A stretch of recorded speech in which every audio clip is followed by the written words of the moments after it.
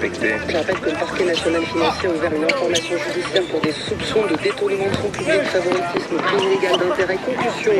Si vous étiez mis en examen, est-ce que ça vous empêcherait d'aller au bout de cette campagne? Dans cette histoire très technique qui en a fait part d'une dénonciation d'une ancienne directrice générale adjointe, dans cette affaire très technique, je vous propose de retenir 3 principes simples. Le premier, c'est que je n'ai pas enfreint la loi et je suis innocent.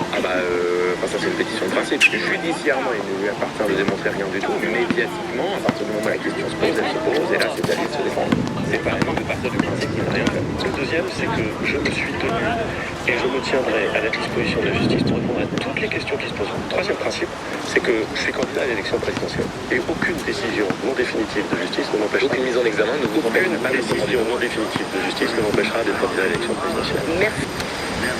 Ah, c'est pas bon. Ah ouais, c'est pas bon. Il y a une règle en rhétorique qui est ce qu'on appelle le principe de conférence. Le principe de conférence, c'est que les idées que tu veux faire, tu les mets.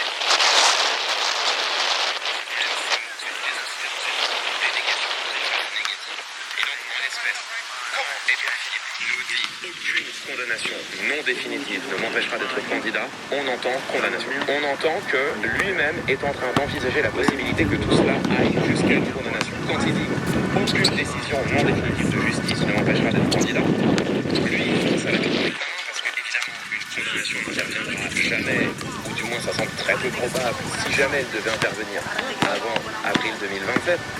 Donc lui, il pense à la mise en examen, mais le fait de rajouter non définitif, nous, ça guide notre interprétation, ça guide notre écoute vers le concept de condamnation. La politique, le débat politique, parfois pas toujours, c'est aussi mécanique qu'un jeu d'échecs. C'est-à-dire que à la première pièce avancée, tu identifies la situation, tu sais exactement comment vont se résoudre les 10 coups suivants. Parce que de facto, il n'y a pas d'autre solution et que toute autre solution va te mettre dans la merde. Là, c'est le cas. Enfin, je veux dire, tu es accusé d'une affaire, elle est embarrassante, les manières de répondre sont insupportables, bien sûr, de la pure langue de bois, évidemment, mais écrite à l'avance, c'est un fait. Et tous répondent de la même manière, sauf lui. Lui, on lui a rien demandé. On lui a rien demandé. Et tous ceux qui lui même il arrive à nous mettre à l'esprit le concept de condamnation. Alors, on va écouter ce dernier. Donc, ce n'est pas du tout intéressant, il n'a absolument rien dit.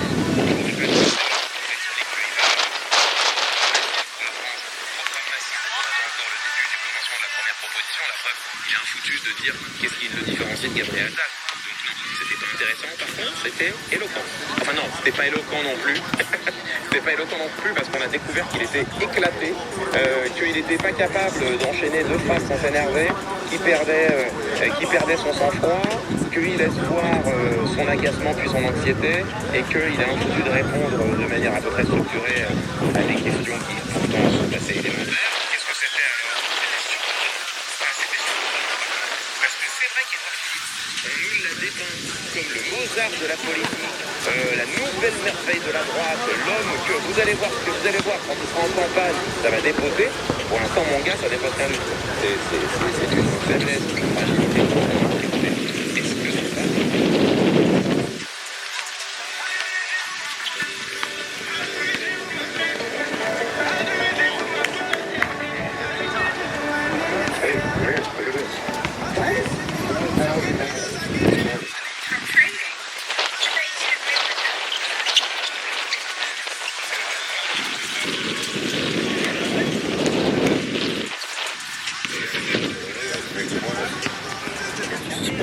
Déjà zappé l'émission, pas de panique, on ne parlera pas de la défaite de l'équipe de France contre la Côte d'Ivoire, ni si l'Argentine conservera son titre ou non. Mais, si vous êtes habitué de l'émission, vous vous doutez bien qu'on va surtout parler de ce que Donald Trump en fera avec cette partie. Entre des billets et des hôtels hors de prix, ICE, sa police de l'immigration est complètement déchaînée, le contexte diplomatique avec l'Iran, équipe participante, ou avec le Canada et le Mexique, co-organisateurs. Tout porte à craindre que Donald Trump organise ce mondial. Pendant ce temps, Zoran Mamdani et la gauche du Parti démocrate aussi utilisent le mondial et les finals qui se déroulent en ce moment même entre les Liverpool et les ambassadeurs français dans Wembanyama pour faire leur com et toucher un électorat jeune, assisté et progressif. Un parti qui, peut-être, continue sa vie socialiste avec d'autres personnages qui continuent de grimper et qui pourraient tirer leur épingle du jeu aux prochaines élections de mi-mandat. Voilà pour les sujets qu'on va aborder aujourd'hui. Bonsoir à tous. toutes et à tous, installez-vous bien confortablement. Il est désormais l'heure d'aller faire un tour du côté de chez Sam.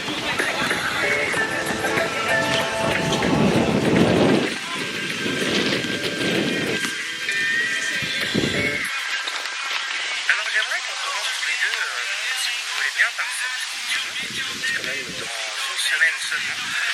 Elle est organisée aux États-Unis dans un contexte de tension diplomatique assez important. C'est bizarre quand même, et qui sera accueilli par le Mexique à la base, accueilli par les États-Unis, mais aussi justement des tensions diplomatiques entre les US et le Mexique et le Canada. On a vu ça déjà dès le début du mandat de Donald Trump. Alors Claire, nous sommes d'abord d'un parce que c'est un petit peu compliqué par rapport à la politique. Selon toi, est-ce qu'on doit craindre au-delà du fait que Donald Trump a effectivement est-ce que tu as craindre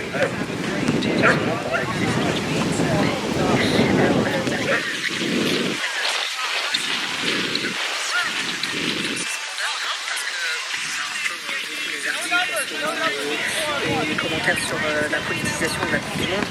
La Coupe du Monde est politique, c'est quelque chose qui est toujours rappelé, puisque voilà, on ne va pas s'éterniser sur le fait que c'est un outil politique, ça l'est, le foot l'est en l'occurrence.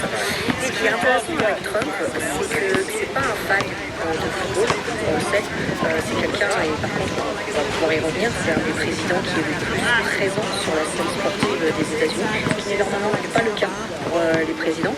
Et là c'est le premier à avoir assisté à la finale du Super Bowl. Il a été partout présent, et notamment à la Coupe du Monde des clubs l'année dernière, en se mettant bien sur la photo avec Chelsea quand ils ont gagné contre tout ordre protocolaire. Donc pour te répondre, il peut l'abordéliser. Pourquoi? Parce que il ne peut ne pas l'abordéliser d'ailleurs. Pourquoi? Parce qu'en fait, comme il n'est pas vraiment fan de foot, c'est parce qu'il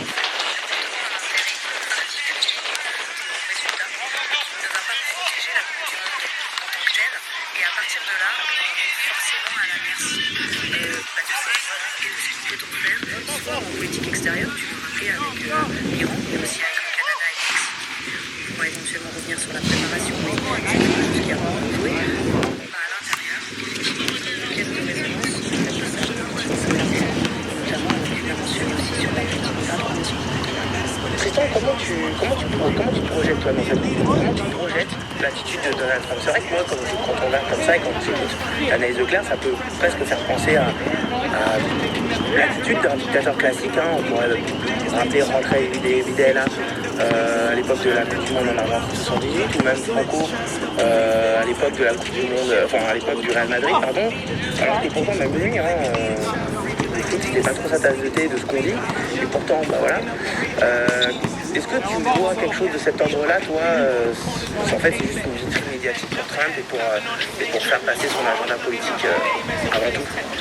Ouais, je suis assez d'accord avec ce que Claire disait, c'est-à-dire que moi je pense pas qu'il va s'impliquer trop dans cette Coupe du Monde, mais qu'il politisera tous les événements autour de cet événement. C'est-à-dire que s'il y a des débordements, s'il y a des problèmes, même tu vois dans des fan zones, dans des villes démocrates par exemple, ça pourrait bien évidemment lui servir pendant la Coupe du Monde, et il essaiera de politiser des événements importants. Regardez, c'est toujours dans les villes démocrates qu'il se passe quelque chose. Bon, là on voit qu'il y a des problèmes autour des visas, on voit que les joueurs iraniens ont du mal à avoir leur visa pour venir à Los Angeles. On voit que tout ça aussi s'ajoute, tu sais, il faut toujours rappeler que la Coupe du Monde, bien évidemment, on dit qu'elle a lieu à New York. En fait, en réalité, elle a lieu dans le New Jersey. C'est là que le MetLife Stadium est localisé. Tout à fait. Dans le New Jersey, en ce moment, on a un grand problème à Delaney Park, où on a une prison d'ICE, un centre de rétention d'ICE, où en ce moment, tu as beaucoup de manifestants qui sont devant et qui manifestent contre le fait que non seulement il y ait une facilité d'ICE qui soit dans le New Jersey, mais qui aussi parce qu'il y a des gens qui sont détenus de manière totalement illégale. Donc tu vois, tout ça, ça arrive à 5 km du stade. On est à avec une gouverneure dans le New Jersey, une gouverneure démocrate plutôt centriste, qui n'est pas très agressive envers Trump.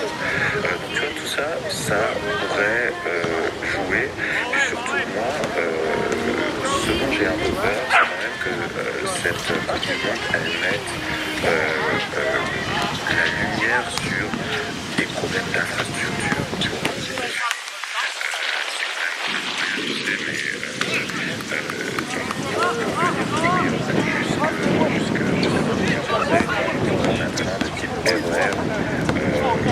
ici à New York et les trains sont pas du tout c'est des vieux trains, ça marche pas très bien et pour dissuader les gens de prendre ce train ils ont fait monter les tarifs jusque $100 le ticket. Donc juste de New York, tu vois, déjà pour te déplacer et aller à ces compétitions, ça va être un énorme problème et je crois qu'il va y avoir encore plus de problèmes dans les autres villes. On est dans un pays où il faut bien le dire, les infrastructures ne fonctionnent pas très bien, sont un peu limitées et ça va être quand même un problème et ça va mettre, je pense que ça va mettre en valeur, ça va mettre en lumière ces problèmes qui montrent que les États-Unis sont pas vraiment un pays qui, je pense, est totalement prêt pour ce genre de compétition. Ouais, c'est marrant ce que tu me dis parce que ça me permet de réorienter la façon dont je vais poser ma question sur la fusionner. Claire, si on parle de relations politico-sportives, on a vu par exemple que l'été dernier, qu'il y avait une petite idylle qui était en train de s'installer entre par exemple Gianni Infantino, le patron de la FIFA, et Donald Trump. On ne peut pas ne pas se rappeler du coup le FIFA Gate qui a inclus un scandale de corruption sur les droits télé entre la FIFA et la Fox. Le département de justice américain d'ailleurs a demandé l'abandon des charges. Bordel ou non, il faut que cette Coupe du Monde soit une vitrine pour Donald Trump, mais comme le dit Tristan, entre ICE, les mouvements sociaux contre ICE et Trump, et toutes ces histoires, est-ce que cette vitrine ne va pas finir par simplement révéler à quel point les États-Unis font une catastrophe en ce moment? Ça peut faire effet miroir grossissant, ou alors ça peut passer à travers les mailles du filet parce qu'il y aura cette magnifique Coupe du Monde qui va se tenir. C'est un peu une histoire qui parle aussi pour nous là-dessus. C'est par exemple, tu parlais de l'Argentine tout à l'heure avec Videla, eh bien il y avait un focus qui avait été fait sur les disparus, notamment liés à la dictature, le fait qu'il y avait une menace de boycott, ce qui avait commencé à être un petit peu le cas à un moment donné par rapport à la Coupe de Donald Trump et le titre de Donald Trump à dessein. Et finalement, ça n'a pas eu lieu. Donc oui, on va voir bien sûr tous les problèmes avec la politique migratoire, et ça avait été le cas d'ailleurs encore une fois l'année dernière, pas plus tard que l'année dernière, avec des cas comme ce père de famille qui était en procédure de demande d'asile et qui finalement avait été arrêté par ICE lors de je ne sais plus quel match justement de la Coupe du Monde des clubs et qui avait été renvoyé dans son pays, ce qui avait fait effectivement scandale aux États-Unis. Donc il y a peut-être des cas comme ça qui vont mettre en lumière les dysfonctionnements de la politique et aussi, comme le dit Tristan, des infrastructures du pays. Mais globalement, la Coupe du Monde, c'est souvent, que ce soit aux États-Unis ou au Qatar, avec des comités d'organisation et donc la FIFA derrière qui met une telle pression sur ces comités d'organisation locaux, où tout se passe au cordeau, dans des mouchoirs de poche aussi. C'est-à-dire que chaque ville est différente, bien entendu, chaque ville haute. Et donc l'organisation, elle est effectivement pas à la seulement des États-Unis, il faut le rappeler, mais bien en comité d'organisation qui s'installe du coup de manière temporaire sur le territoire et qui a quand même une grande latitude souvent pour organiser cette événement. Ouais. Mais quand même, est-ce que justement, tu dis ça peut pas, tous ces problèmes-là peuvent passer entre les mailles du filet, mais quand même, j'ai l'impression que, y compris sur le terrain sportif, les problèmes politiques sont extrêmement polarisés et extrêmement exacerbés, même aux États-Unis. Parce que par exemple, il y a 2 semaines, on a vu ce tollé médiatique provoqué par le quarterback des New York Giants, Jackson Dart, parce qu'il a participé à un rallye et il a introduit Trump sur la scène. Et puis évidemment après derrière sur les suivis, des petites enquêtes où des posts Instagram ont été révélés où il faisait l'apologie des thèses les plus radicales du plan MAGA, que ce soit sur le LGBT, sur l'immigration, etc. Et je veux dire même des joueurs, certains de ses coéquipiers ont pris position, notamment Abdul Carter qui a un anti-Trump et tout. j'ai du mal à voir dans quand on voit le sport, ça prend la Coupe du Monde mondialement. J'ai du mal à voir des choses comme ça passer à ce point-là entre le maître du filet. Claire, est-ce que tu... En fait, c'est une caisse de résonance, le sport, mais c'est totalement représentatif des autres secteurs, en fait. Et le sport n'échappe pas, du coup, au reste des secteurs de l'économie ou aux sociaux. Et justement, tu as raison de le pointer. Donc là, on va le voir, puisque c'est une caisse de résonance, pour moi, en tout cas, selon l'analyse que j'en fais, beaucoup plus large au niveau de l'instrument politique que cela représente pour Donald Trump. Encore une fois, on parlait de sa politique migratoire. Aujourd'hui, en fait, il a bloqué l'accès à un certain nombre de pays, il y en a 19 qui ont des travel bans successifs, dont certains pays concourent à la Coupe du Monde. On peut penser au Cap-Vert ou à Haïti. Donc il a aussi créé en fait des exceptions ensuite. C'est-à-dire que, ok, on va lever et on va suspendre ces travel bans, mais à la place, on va leur faire payer une caution extrêmement chère, sous en plus la vérification d'avoir un billet officiel, etc. Donc en fait, on crée un système quasi exceptionnel pour la Coupe du Monde. L'immigration légale, puisqu'il y a une grosse confusion qui est faite entre l'immigration légale et illégale ici, justement à dessein, encore une fois, pour montrer, ok, vous pouvez venir dans le pays sur normalement des visas touristiques à la base, on ne parle même pas d'immigration en tant que telle. Mais justement, c'est vraiment très important. Et donc, va venir en fait légitimer le système et la politique migratoire qui est durcie et donc de plus en plus reflète un pays fermé aux étrangers.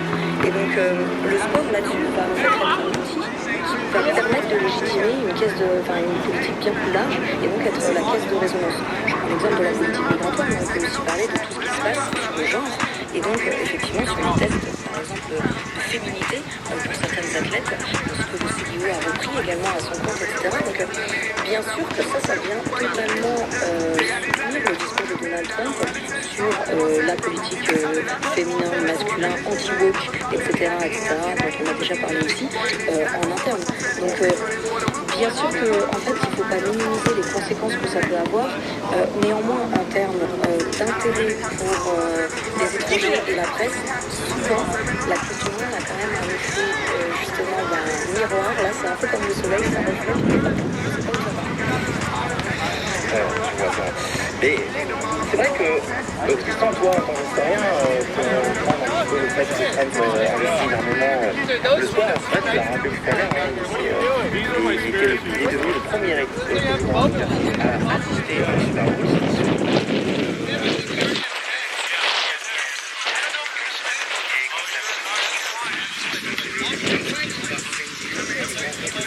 À la Maison Blanche pour son 80e anniversaire. Et on en a parlé aussi plateau même, il y avait aussi les genre de Hunger Games sur Trump. C'était l'automne dernier, on a discuté ensemble ici, sur ce plateau. C'est inédit, c'est vraiment si inédit que ça aux États-Unis, un président qui investit comme ça la scène sportive. Oui, et pas que la scène sportive, c'est le président en fait aux États-Unis sont en général se tiennent assez loin de ces compétitions sportives, mais aussi des compétitions culturelles, aussi c'est très très rare de voir aux États-Unis par exemple quand un grand artiste meurt, de voir le président dire bien il va nous manquer ou c'est un grand artiste, etc. En général, la politique américaine est assez éloignée, ou en tout cas déconnectée des grands événements sportifs, des grands événements.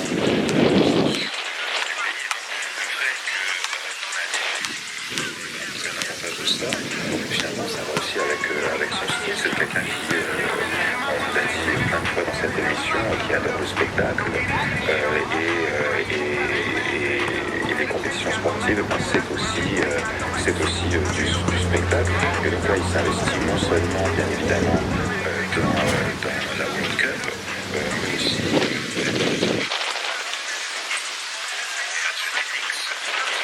la finale de basketball, il voulait faire tout un show qui s'est assez bien terminé, je crois, pour l'anniversaire des 250 ans, où il avait toute une liste d'artistes qui devaient se produire dire, puis ils ont tous annulé les uns après les autres.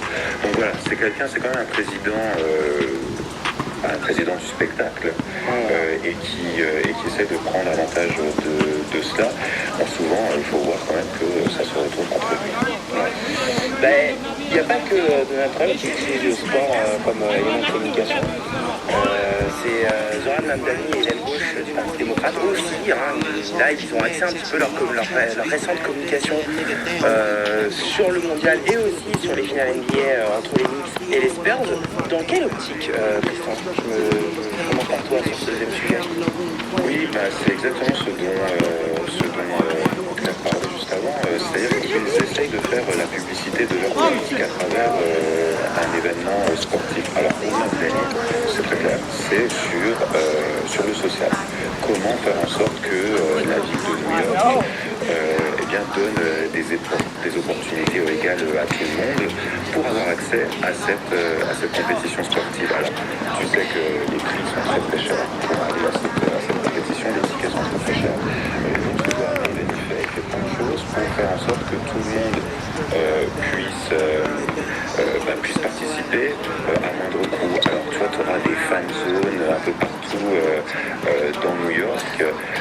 Tu as une liste de restaurants à peu près aussi là partout dans New York qui vont retransmettre les matchs sur des grands écrans et puis qui vont offrir des repas à moindre coût. Tu as des moyens de transport aussi qui vont être des navettes qui vont être mises à disposition des plus jeunes. Il va y avoir des tickets aussi qui seront à disposition des plus jeunes qui n'ont pas les moyens d'aller à cette compétition. Donc voilà, c'est comment mettre en valeur une politique sociale, parce que c'est de Mamdani, et montrer qu'il utilise cet événement pour mettre en valeur sa politique à New York. Et puis surtout, donc là à New York, on est quand même dans un moment de grande ferveur sportive, puisque non seulement tu as la World Cup, mais tu as surtout les finales de la NBA. Et il se trouve que l'équipe de New York est tout le monde regarde ces finales tous les soirs. Toute la ville est aux couleurs des Knicks. Et ce qui s'est passé le premier jour, donc c'était lundi soir, Zoran Mamdani a acheté un encart publicitaire pendant le match, où il a présenté tous les candidats qu'il a soutenus, qu'il soutient pendant les primaires du Parti démocrate à New York. Et ça, tu vois, c'était quand même, là pour le coup, c'était vraiment historique, parce qu'il y a encore quelques semaines, tu sais, c'était des petits candidats qui faisaient du porte-à-porte à New York que personne connaissait vraiment. Et là, tout d'un coup, on parle de socialisme à une heure de grande écoute aux États-Unis. Ça c'est vraiment du jamais vu, puisque les messages étaient incroyables. Et c'est comme d'habitude, c'est avec la communication de Zoran Mamdani, on s'inscrit dans un moment qui est très populaire, dans un moment qui est très new-yorkais. Donc là, ils étaient, tu vois, dans la publicité, ils étaient sur un terrain de basketball. Et les trois candidats se sont présentés avec, si tu veux, 3 mesures. Et il y a quand même quelque chose d'incroyable de voir dans un grand moment comme ça, où il y a beaucoup d'audimat, une candidate qui dit il faut complètement abolir ICE, il faut faire en sorte que les millionnaires soient hors de la politique. Moi, je vais me battre pour le fait que vous puissiez avoir plus de pouvoir d'achat, etc. Bon, tu vois, c'était des mesures vraiment, rien que de dire abolir ICE à la télévision un soir de grande écoute, c'est incroyable.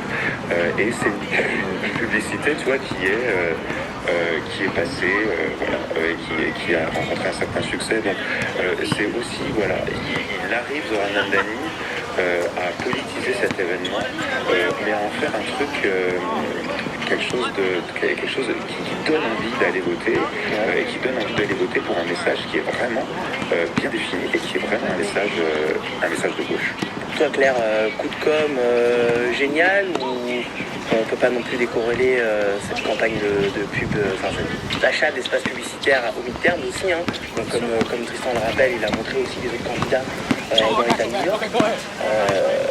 Il y a aussi, j'imagine, l'espoir de toucher un public, un électorat jeune, racisé, et progressiste. Comment tu as vu, toi, comment tu analyses ce coup de communication?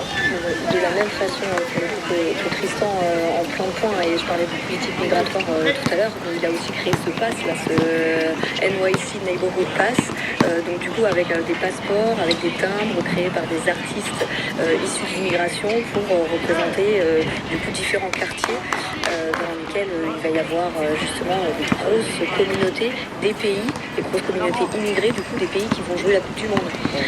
Donc avec Astoria, et c'est ça qui est extraordinaire chez Zoran Maldani, c'est qu'il arrive souvent, les politiques sont dépassés par le temps, ils n'ont pas le temps de réagir et finalement c'est un peu fait à minima.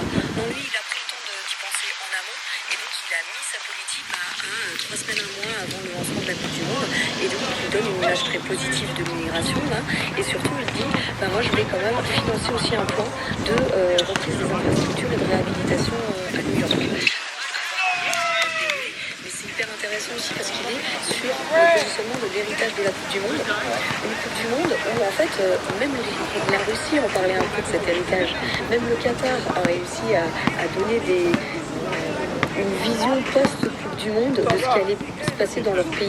C'était pour justement développer le haut niveau, la place du Qatar aussi sur la scène internationale et les investissements du Qatar aussi dans des clubs, premier rang desquels le PSG bien entendu. Alors qu'aux États-Unis, ça fait quand même maintenant plusieurs années même qu'on parle de cette Coupe du Monde et il n'y a que l'argent qui compte. C'est impressionnant. Là on en a évidemment reparlé avec les pauses fraîcheurs. Encore une fois, c'est des pauses publicité, ce ne sont pas des pauses fraîcheurs, sinon on les aurait faites aussi au Qatar. Oui, c'est des cartons déguisés. Voilà, donc exactement, et en fait c'est parce que ça va générer des chiffres colossaux qui sont parfois sur 4 milliards on est sur des montants astronomiques et encore une fois et c'est aussi pour ça qu'on joue à 48 équipes, c'est en fait une volonté de la FIFA, certes pour soi-disant exactement, et c'est soi-disant une politique très inclusive, mais c'est en tout cas aussi une politique très lucrative, et ça je crois qu'il faut, c'est le business avant tout, et je crois qu'il faut le rappeler parce que en 94, pour juste faire ce point d'histoire, la Coupe du Monde avait lieu aux États-Unis et c'était très clairement un projet d'héritage pour développer le soccer aux États-Unis. C'était soutenu par Kissinger notamment, et il y avait eu tout un programme, et c'est là qu'on avait créé la ligue justement de football aux États-Unis. L'actuelle MLS, exactement. Soccer. Exactement, qui est par rapport à la NFL, c'est pas du tout un sport, surtout masculin, ce n'est pas un sport masculin aux États-Unis, le soccer, alors que l'équipe féminine est la meilleure du monde. Donc c'est aussi pour ça que Trump n'est pas hyper intéressé par le foot de base. Ce que je veux dire, c'est que Mandani, effectivement, il en fait, et c'est exactement ce que disait Tristan, un outil politique pour lui, mais un vrai outil, c'est-à-dire que lui aussi a mis des politiques publiques en place, en l'occurrence, contre ce mur d'argent qu'on voit se déverser aux États-Unis sur la Coupe du Monde.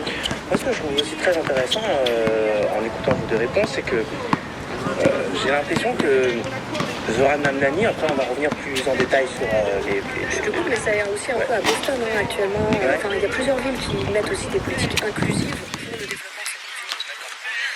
Ok, et donc pour Zoran Maldani, ce qui est intéressant, c'est que c'est vrai que Tristan, tu avais une fois, quand on m'avait parlé de son élection à New York, rappelé son statut civil n'allait pas lui permettre, par exemple, de se présenter à l'élection présidentielle américaine, mais quand même, il se pose en leader de cette gauche démocrate, cette aile gauche démocrate, cette aile socialiste démocrate. Enfin, moi, c'est un peu la sensation qu'il donne. Il se pose en leader, en fer de lance de cette nouvelle vague socialiste du Parti démocrate. Là, pour le coup, je vous pose la question un peu à tous les deux, en commençant par toi, Tristan. Est-ce que tu penses que c'est un peu l'ambition, ce qu'il affiche? Ouais, alors tu sais, moi, on me demandait, moi j'ai fait tout un livre sur Zoran Maldani et sur la victoire à New York, et on me demandait souvent dans les interviews ce qui me dérangeait chez Zoran Maldani, quels étaient les points faibles. Et moi je disais souvent, c'est quelqu'un qui s'intéresse pas beaucoup à la politique nationale. C'est vrai qu'il n'est pas vraiment rentré en conflit avec la politique nationale et en conflit avec le Parti démocrate. Ça a complètement changé dans les 2 dernières semaines. C'est-à-dire dans les 2 dernières semaines, il y est allé vraiment très franco, en soutenant des candidats, alors il reste bien sûr à New York, en soutenant des candidats à New New York, mais des candidats qui s'opposent très frontalement à des grandes figures du Parti démocrate installé, des figures centristes, qui sont là depuis des années. Et lui, il est franco aussi, hein, il présente ses candidats en prime time, il fait des publicités comme on en a parlé juste avant avec les Knicks pendant le match des Knicks. Donc oui, c'est quelqu'un qui est un peu le leader de cette nouvelle gauche. C'est vraiment la victoire la plus visible de la gauche du Parti démocrate depuis des années. Il a accès aux médias, il utilise les médias comme un outil politique. Et moi, je vais te dire le fait qu'il ne pourra jamais se présenter à l'élection présidentielle, ça c'est faux. C'est-à-dire qu'il restera, il pourra faire député ou représentant, sénateur, etc. Mais pour l'instant, on sait qu'il n'a aucune ambition nationale et donc lui, il reste dans sa ligne, c'est-à-dire une ligne locale. Et il essaye d'avoir un impact sur le national en soutenant les candidats qui sont proches de lui dans sa municipalité. Donc c'est quelqu'un, je crois, qui a été beaucoup sous-estimé politiquement et stratégiquement. Moi-même, je l'ai sous-estimé.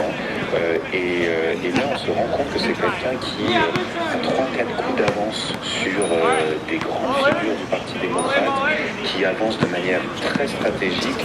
Je sais qu'on va en parler après, mais là, c'est le soutien, qu'il a donné à cette nouvelle candidate, Daria Dina Chevalier. C'est arrivé il y a une semaine, là, juste avant la World Cup. C'est un tremblement de terre dans le Parti démocrate. Donc, il y va doucement. Au début, c'était pas du tout conflictuel. Et ça reste en fait assez soft, c'est-à-dire qu'il n'est pas du tout dans l'invective, il n'est pas du tout dans l'insulte, mais il fait de la politique. Et ça commence vraiment à se voir à un niveau national. Ouais, c'est vrai, Claire, je te pose la même question qu'à Tristan. Il aurait tort de se priver de cette influence parce que sur l'échelle nationale, il ne peut pas se présenter comme on disait, mais sa campagne a eu un tel succès, même à l'international, sa communication a un tel succès, même à l'international. Je veux dire, en France, on entend parler de lui. Je veux dire, Robert Giuliani, par exemple, on ne connaissait pas autant, aussi bien en France. Par contre, Zoran Mamdani, sur sa seule campagne, on a entendu parler en France. C'est quand même assez inédit pour une élection municipale américaine. Je crois qu'il y a plusieurs choses dans ce que vient de dire Tristan, et la dernière notamment, je suis totalement d'accord avec ça, il n'est jamais en conflit, il présente toujours en promotion d'eux, on vient d'en parler sur la Coupe du Monde, et il ne dit pas justement qu'il est en conflit à Donald Trump ou qu'il est en conflit avec la FIFA. Il a dénoncé les prix, bien entendu, mais du coup il a porté un programme justement pour acheter des places, etc. Toujours dans une logique en fait positive de alors attendez, ok, c'est ça le cadre qu'on nous donne, finalement moi je vais porter politiquement quelque chose, et c'est du coup assez vertueux parce que il le présente, et c'est là que ça compte, avec le sourire, avec une certaine forme de positivité dont il a fait sa marque également, et du coup on a envie de l'écouter, c'est assez porteur. Et je crois qu'il y a aussi quelque chose de plus structuré, et ça aussi Tristan le disait, c'est que c'est effectivement, on découvre quelqu'un d'extrêmement organisé en fait, et il est organisé aussi parce que DSA derrière est organisé, et j'aimerais bien connaître justement l'état des discussions qu'il peut avoir avec un Bernie Sanders aujourd'hui, qui l'accompagne forcément d'une façon ou d'une autre dans le développement de sa carrière, on va dire, de maire à New York, mais pas seulement de maire, mais justement de membre éminent de DSA finalement, et donc d'exemple à donner pour les autres, puisque évidemment il n'est que maire à l'échelle des États-Unis, il est maire de New York, et donc à partir de là est représentatif comme on l'avait dit, dans un laboratoire progressiste extrêmement important aussi justement pour la gauche aux États-Unis. Et donc par rapport à d'autres, il a cet effet d'entraînement qu'il est en train justement, on peut en parler, Tristan le décrit, donc je vais vraiment pas revenir dessus, je le connais en plus moins bien que lui, mais de manière extrêmement intéressante et surtout organisée, et c'est ça qui est passionnant sur ce qu'il va devenir. Et je crois qu'on est vraiment au début en fait de quelque chose, de quelqu'un qui peut avoir une grande résonance en organisation de DSA et plus largement du bloc de gauche, notamment à la faveur d'une candidature éventuelle de Ocasio-Cortez. En fait, ce qui est quand même intéressant justement, c'est que là, le fer de lance qu'il incarne pour cette nouvelle vague, et puis justement en plus elle est justifiée par des réussites politiques. Il a réussi à équilibrer les comptes de la ville de New York en un temps record. malgré une politique d'investissement public, là où tout le monde dit oui, mais si vous faites de l'investissement public, la dette, je fais de l'investissement public et en plus je rééquilibre les comptes en même temps. Donc voilà. Donc déjà, effectivement, ça permet aux autres peut-être d'avoir le ventre, d'avancer un programme et de dire bah nous on va faire le même programme et donc on va avoir la même réussite. Pour l'opinion, c'est super et donc effectivement ça me fait la transition sur le troisième et dernier sujet. C'est telle gauche du Parti démocrate qui il y a des noms qui continuent de sortir et t'en as cité un tout à l'heure, c'est Daria Lisa Avila-Chevalier. Qui pourtant en plus la semaine dernière s'est fait outer un peu des vieux postes RS dans lequel elle prenait l'abolition de la police, la confiscation des biens privés. On se doute que c'est peut-être un petit peu le camp, l'établissement démocrate qui est derrière. On sait qu'ils sont très actifs. Enfin en tout cas dans les offres qu'on peut lire ça et là, voilà, actifs en tout cas pour essayer de freiner cette avancée de l'aile de son aile gauche. Comment dire, est-ce que là on arrive à un tournant qui peut-être commence à être décisif à l'arrivée des midterms? Je commence par toi, Claire. Oui, c'est-à-dire qu'on a toute une génération qui arrive, qui se positionne, et forcément, on a de la polarisation au sein même du Parti démocrate, et on le sait, ce Parti démocrate, c'est pas un parti vraiment politique au sens où nous on l'entend au niveau européen. C'est une grande coalition due au bipartisme, on en a déjà parlé ici, et donc il y a une grande coalition de personnes dans ce parti qui n'ont pas forcément de choses en commun entre vraiment le centre et l'extrême gauche. Donc c'est difficile, on a des grands donateurs, on a des entreprises, on a des syndicats, enfin voilà, il y a quand même énormément de personnes et d'organisations très différentes au sein de ce parti. Et là je crois que forcément quand on perd, et quand on perd surtout face à des structures comme celle de Donald Trump, ça remet toujours en question, et je crois que c'est au-delà du Parti démocrate aux États-Unis, on sait ce que c'est que la social-démocratie aujourd'hui et l'ensemble des questionnements qui peuvent se poser par rapport à la réorganisation à l'intérieur même de ces partis. Et c'est tellement gros justement aux États-Unis que la frange, on parlait que de DSA la dernière fois, mais forcément, historiquement, notamment avec les dernières candidatures de Bernie Sanders, c'est de plus en plus organisé.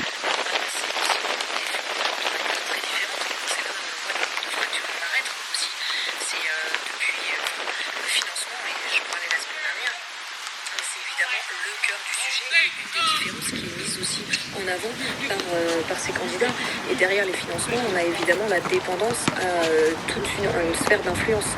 Alors aujourd'hui l'establishment qui attaque ces candidats, justement ce qu'ils disent c'est oui, vous êtes finalement dépendant d'organisations militantes, d'ONG, etc. qui financent vos campagnes. Mais oui, mais alors vous forcément vous êtes dépendant d'organisations qui disent ne pas faire de la politique. Nous on est finalement dépendant d'organisations qui disent faire de la politique. Et on l'assume parce que finalement on retrouve, et ça Tristan est beaucoup plus précis que moi sur ces choses-là, donc s'il en est d'accord je le laisserai faire, mais par exemple quand il expliquait la dernière fois aussi très bien la ligne de fracture qui était devenue le pour ou contre Palestine, moi je crois sincèrement que le financement, même si par exemple des Claire Valdez c'était un peu fait avoir parce qu'elle avait justement accepté aussi des financements des super PAC après l'avoir dénoncé, finalement elle était là, oui mais principe de réalité, justement si je veux prôner mes idées, il a fallu que j'accepte ce financement-là. Bon, on peut en reparler, l'argumentation est un peu trébuchante, mais c'est quand même assez intéressant parce que je trouve que le financement, on le savait déjà, mais là devient vraiment au sein du Parti démocrate une ligne de fracture avec Citizens United qui on peut éventuellement y revenir, mais avec la loi qui rend vraiment palpable la différence entre un candidat même d'ISA ou affilié, on va dire, et de l'établissement central du Parti démocrate. Tristan, toi, pour finir, je vais finir avec toi. Est-ce que tu partages l'analyse de Claire et surtout l'entreprise de l'établissement démocrate pour freiner un petit peu cette aile gauche, comme je disais tout à l'heure? Est-ce qu'à bout d'un moment, en voyant qu'elle continue de monter, ils ne vont pas être obligés de s'arrêter? Parce qu'au bout d'un moment, les élections, il faut bien gagner. Donc, est-ce qu'ils vont être obligés de laisser la main à ceux qui ont plus de chances de gagner, se rendant à l'évidence? Ou alors est-ce que tout simplement il va y avoir est-ce qu'il peut y avoir tout simplement une prise de pouvoir de cette aile gauche au sein du Parti démocrate? C'est une vraie fracture politique. Tu sais, dans le Parti démocrate, on parlait juste avant d'Arializa Avila Chevalier. Donc d'Arializa Avila Chevalier, elle se présente contre Adriano España. Adriano España, c'est un des représentants les plus célèbres, les plus influents du Parti démocrate. Et comme tu le dis, pour Avila Chevalier, on a vu qu'elle avait fait des tweets un peu scandaleux durant sa jeunesse. Elle avait dit Joe Biden est un criminel de guerre. Elle avait dit F. Kamala Harris. Elle avait dit qu'il fallait defend the police. Elle avait pas scandaleux, ça. L'aile droite du Parti démocrate, tu vois. Et justement, tu fais bien de le dire, tu vois, en effet, c'est pas du tout scandaleux pour une grande et une majeure partie de son électorat qui est en accord avec ça. Et donc, si tu veux, c'est à double tranchant. C'est le Parti démocrate, en fait, sort ces histoires en pensant que ça va nuire à ces candidats qui émergent à la gauche du parti. Ça les aide. Parce qu'en fait, tu vois, tu te rends compte que ces candidats-là, ils pensent exactement comme toi, c'est-à-dire ils sont en accord sur pratiquement tous les sujets.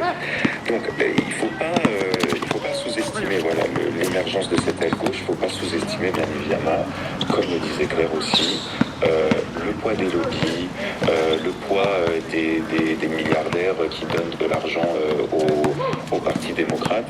Bien évidemment, hein, il faut gagner des élections, mais tu sais, les démocrates sont toujours très très bons pour gagner des élections. Hein, ils savent gagner des élections, ils savent faire des grandes promesses. Tu sais, je te rappelle quand même que Joe Biden avait fait des promesses incroyables pendant sa campagne. Il avait même absorbé une grande partie du parti du programme de Bernie Sanders. Puis arrivé au pouvoir, mais ils font exactement le contraire de ce qu'ils avaient dit. Et puis ça amène l'extrême droite encore plus fort 2 ou 3 ans plus tard. Donc, est-ce qu'ils vont se réveiller là? Est-ce qu'ils vont absorber vraiment ce programme et vraiment le mettre en œuvre? Rien n'est moins sûr.